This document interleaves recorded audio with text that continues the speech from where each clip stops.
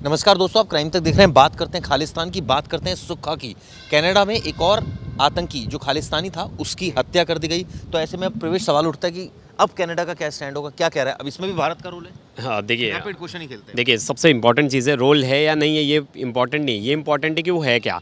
उसको एनआईए ने घोषित किया था कि वो बहुत बड़ा टेरर अटैक और बहुत सारी देश विरोधी गतिविधियों में इन्वॉल्व है, मतलब वो टेररिस्ट है जिसको टेररिस्ट का लेवल दिया गया था। अगर कनाडा उसे टेररिस्ट नहीं मानता, जैसे ओसामा को मारा था तो पाकिस्तान ने उतना दुख दर्द नहीं जताया था कि भाई हमारे देश में मर गया ओसामा, तो अगर वो दुख दर्द जता रहे तो हमारी रणनीति ऐसी रहेगी कि हमें कनाडा से मतलब नहीं रखना है। अगर आप देश के खिलाफ जो टेररिस्ट एक्टिविटी रख रहे हैं, अगर वो लोग मर रहे हैं तो आपके देश में, देखिए कंसर्न तो है, सिक्योरिटी कंसर्न है कि दिन दहाड़े उसके सर में 9 गोली मार दी गई और 9 गोली मारने के बाद आरोपी फरार है, किसी का कुछ पता नहीं है। फिर एक फेसबुक पोस्ट सामने आता है जो कि कहा जाता है कि लॉरेंस बिश्नोई का पेज है, लॉरेंस बिश्नोई के पेज की तरफ से कहा जाता है कि हम जिम्मेदारी लेते हैं क्योंकि ये बम्बिया गैंग से जुड़ा हुआ बंदा था और ये इनकी व्यक्तिगत दुश्मनी थी, क्योंकि जैसे देखा गया था कि सिद्धू मूसेवाले का भी बम्बिया गैंग से ऐसा कहा जाता था कि ले सवाल आपसे ये है कि अब कनाडा का इस पर क्या स्टैंड होगा। भारत ने इसको टेररिस्ट घोषित किया था, माना था। अब कनाडा इस पर ये कहेगा कि ये भारतीय एजेंसी ने मरवा दिया या फिर ये अब उसको एक दूसरे ढंग से देख रहे हैं। देखिए आप डायरेक्ट बोल तो दोगे एजेंसी ने मरवा दिया, लेकिन उसके लिए आपको कुछ बोला है कनाडा ने। आप देखिए कुछ दिन पहले बोला था कि कुछ 2 जन जिनकी मृत्यु कुछ दिन पहले जो एक खालिस्तानी आतंकवादी जिन्हें मारा गया था, कहा गया था कि उसमें इंडिया का रोल है। लेकिन सिर्फ आपके बोलने से ये नहीं होता, आपको प्रूफ देना पड़ेगा। आपके पास प्रूफ कहाँ है? लेकिन प्रूफ तो इंडिया को भी देना होगा ना कि वो इतना बड़ा आतंकवादी था। 17 केसेस से 2017 में यहाँ से वो भागा था। बिल्कुल। और उसमें 2 पुलिस वाले सस्पेंड, मुकदमा दर्ज हुआ था जिन्होंने भगाया था। कहने का मतलब यह है कि आप किसी को भी, कई बार ऐसे आरोप लगते रहे अदालत में, कई बार चीज़ें आती रही है कि एक जो टेररिस्ट, जिसको टेररिस्ट घोषित कर दिया, वो एक्चुअल में एक बहुत छोटा मोटा गैंगस्टर था जिसको टेररिस्ट बना दिया गया। हाँ देखिए, छोटा मोटा गैंगस्टर तो था, लेकिन बाद में ये स्टार्ट में बहुत छोटे मोटे गैंगस्टर थे, लेकिन इन लोग ने जाके जब एक ग्रुप ज्वाइन कर लिया, पहले ये नॉर्मल एक बम्बिया ग्रुप के लिए काम कर रहे थे, लेकिन जब ये खालिस्तानी एक्टिविटी में शामिल हो गए, देश के खिलाफ वाली एक्टिविटी जो कनाडा में हो रही थी, प्रोटेस्ट यूके में हो रहे थे प्रोटेस्ट, वो सब चीज़ों में शामिल होने लगे, अपने लोग भेजने लगे, उस चीज़ों में गतिविधियाँ बढ़ाने लगे, फिर बम बारूद पैसा हर चीज़ में इन्वॉल्वमेंट होने लगा, तब जाके इनका नाम उसमें ऐड किया गया। नहीं तो ये छोटे मोटे गुंडे थे, छोटे मोटे गैंगस्टर्स थे, इनका कोई बहुत बड़ा। मैं वही जानना चाह रहा हूँ, जो ये बात है कि प्रोटेस्ट में शामिल हो जाना, प्रोटेस्ट में इनको सपोर्ट करना, या विचारधारा से अपने आप को जोड़ लेना, क्या सिर्फ इतना बहुत है? एक आतंकवादी, उसको आतंकवादी हम क्या देंगे? क्योंकि जो बहुत सारे हिंदू नेताओं की हत्या हुई थी हाल फिलहाल में पंजाब में, तो डायरेक्ट इनडायरेक्ट इन्वॉल्वमेंट इन लोगों का था। ऐसा कोई सबूत सामने आया? हाँ बिल्कुल, एक केस में नाम भी आया है। कुछ दिन पहले ही दिन दहाड़े एक हिंदू नेता को मार दिए जाते, कुछ 3 या 4 महीने पहले, तो उसमें भी नाम आया था इन्हीं के ग्रुप का बंदे ने। तो डायरेक्ट इनडायरेक्ट इन्वॉल्वमेंट, चिराग जी, जैसे गन्स की सप्लाई करवा देना, उस तक आर्म्स पहुंचा देना, जो शूटर है उस तक बाकी के चीज़ें पहुंचाना, कोई एक बंदा रेकी कर रहा है, इनके ग्रुप का बंदा रेकी कर रहा है, तो ये सब चीज़ें इन्वॉल्व है। आप सिर्फ कनाडा में बैठे हो बोल रहे हो कि मैं ये परसेप्शन ये जा रहा है पूरा, और ये सवाल उठने लगा है कि लॉरेंस क्लेम कर रहा है कि मैंने मरवा दिया। बिल्कुल।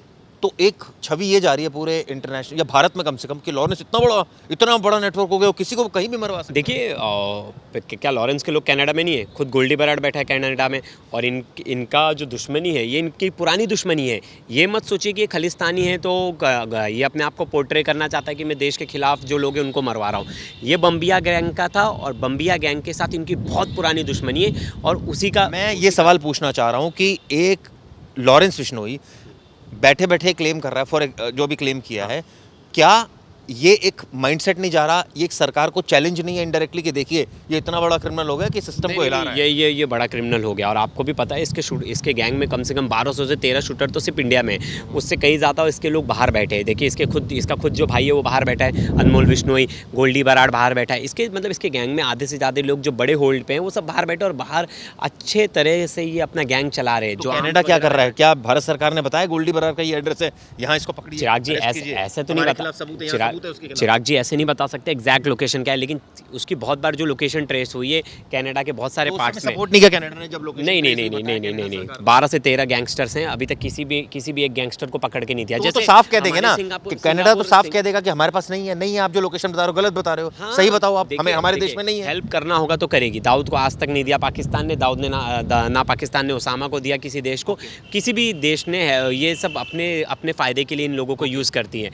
तो जो क्रिमिनल यहाँ से से बाहर जा रहा है वो भी तो कहीं ना कहीं सिस्टम को मौकरी दिखाते हुए जा रहा है ना। आप क्रिमिनल को बाहर जाने दे रहे हैं, कोई क्रिमिनल यहाँ से बाहर जा रहा है तो उसके लिए जिम्मेदार कौन है? कौन जिम्मेदार है इसके लिए? चिराग जी सिस्टम जिम्मेदार है, लेकिन जब तक भारत में थे ना ये बहुत बड़े क्रिमिनल नहीं थे। ये जैसे ही बाहर गए और इन्होंने अपना नेक्सस फैलाया ना, तब ये गोल्डी बराड़ को कौन कितना जानता था। सिद्धू मूसेवाले के आपका बाद तो कहना है कि गोल्डी जब बराड़ तक वो भारत में रहे उन्होंने कोई क्राइम नहीं किया? मतलब क्राइम किया, छोटे मोटे क्राइम में इन्वॉल्वमेंट था, मतलब थे बहुत सारे छोटे मोटे केसेस थे। वो जैसे ही इंटरनेशनल लेवल पे चले गए, जैसे ही जाके बाहर पहुंच गए, दाऊद भी जब तक भारत में था उसको मर्डर केस। ठीक है, अब मुझे ये बताइए कि इस केस में क्या अगर ये इन्वॉल्वमेंट खुद लॉरेंस क्लेम कर रहा है तो क्या आने वाले वक्त में एक और मुकदमा लॉरेंस के खिलाफ होगा? नहीं, वो तो फेसबुक पे जो बोलेगा मैंने नहीं किया है पोस्ट, कोर्ट में तो इसे प्रूफ करना बहुत, मतलब उनके वकील के लिए 2 मिनट का काम है। तो इसका पेज है ही नहीं, किसने कर दिया, कोई भी फंसा प्रोवाइड करता है वो तो हाँ जेल में। हाँ, जेल में बोलेगा मैं तो कुछ किया नहीं, मेरे नाम पे कोई भी पोस्ट कर देगा। लेकिन देखिए उसका एक तरह से नाम तो हो ही गया पूरे हर जगह। ऐसा तो नहीं कि सरकार, देखिए हाँ। क्रिमिनल मरता है तो सरकार के लिए राहत होती है, ऐसा तो नहीं सरकार अपने फायदे के लिए कुछ ऐसा कर रही है? और देखिए अगर क्रिमिनल मरता है तो सरकार का ही फायदा है। देखिए मुंबई में एग्जांपल देना चाहूँगा, मुंबई में जब गैंग वॉर हो रहा था तो कोई भी गैंगस्टर मरे फायदा पुलिस को ही था। तो दो आपस में लड़ रहे गैंगस्टर्स और अगर कोई भी मर रहा है तो फायदा पुलिस को था, जो बचता था उसको पुलिस पकड़ लेती थी। ऐसे ही सेम सिनेरियो, गैंगस्टर्स पहले आपस में मर जाएंगे तो जो बचेगा उसको पुलिस। ऐसा तो नहीं कि वो इस्तेमाल किया जा रहा है कि ये गैंगस्टर्स के बारे में सब पता है कि दूसरा क्रिमिनल कहाँ है, ठीक है इससे ही मरवा दो, हमारा काम आसान हो रहा है। नहीं, वैसे तो वो आ नहीं सकता। नहीं, ये देखिए ये नहीं, अगर आप किसी एक गैंगस्टर से, आपको फिर उसको भी फेवर करना पड़ेगा। कोई गैंगस्टर कोई गारंटी थोड़ी फेवर करना पड़ेगा, ये कोई फ्री में आपके लिए काम नहीं करेगा। कोई गैंगस्टर काम नहीं करेगा, वो तो जेल में पहले से ही बंद है। आप उसको जब तक, और सरकार फेवर नहीं करना चाहिए, क्योंकि फेवर करने से क्या हो जाता है कि अगर आपने एक गैंगस्टर को फेवर कर दिया तो वो इतना जल्दी और बड़ा हो जाता है, इतनी पावर और होल्ड करने लगता है कि आगे जाके मुश्किलें खड़ी होंगी और सरकार के लिए मुश्किलें। लेकिन कुल मिलाकर सिद्धू मूसेवाला मर्डर के बाद जिस तरह से पंजाब में एक्टिव हो गए गैंगस्टर्स, बम्बिया गैंग का नाम सामने आ गया, लॉरेंस का इतना बड़ा नेटवर्क हो गया, कई सारे गुर्गे पकड़े गए, कई सारे गुर्गे विदेश में बैठे, कहीं विदेशों से ले भी आए लोगों को, तो एक कहा जाए आज के सीन में जो सबसे बड़ा क्रिमिनल निकल कर सामने आ रहा है वो आ रहा है लॉरेंस बिश्नोई। हाँ, आज के टाइम पे सबसे मतलब टॉप पे जो निकल के आ रहा है लॉरेंस और लॉरेंस का ग्रुप, जो गोल्डी बराड़, क्योंकि इसका नेक्सस इंडिया से लेके हर जगह सब बहुत बड़ा है, बहुत बड़ा है। टूटेगा नेक्सस? हाँ, नेक्सस टूटेगा, बता दो किस तरह। देखिए अभी 5000 पुलिस 2 दिन से रेड कर रही है, पंजाब में हर तरह रेड चल रहे हैं। क्या होता है चिराग जी, जो मीडिएटर्स होते हैं ना, अगर उनको कट डाउन करना शुरू कर दिए ना, तो बहुत जानी चाहिए कि इनके जो फाइनेंसेस है उनको कंट्रोल किया जाएगा, इनके जो छोटे मोटे गुर्गे उन पर हथौड़ा मारा जाएगा, तभी जाकर ये गैंग खत्म होगा। हालांकि ये परिकल्पना है, ये ऐसा होगा नहीं, ये देखने वाली बात है। वीडियो कैसे लगी ज़रूर बताइएगा।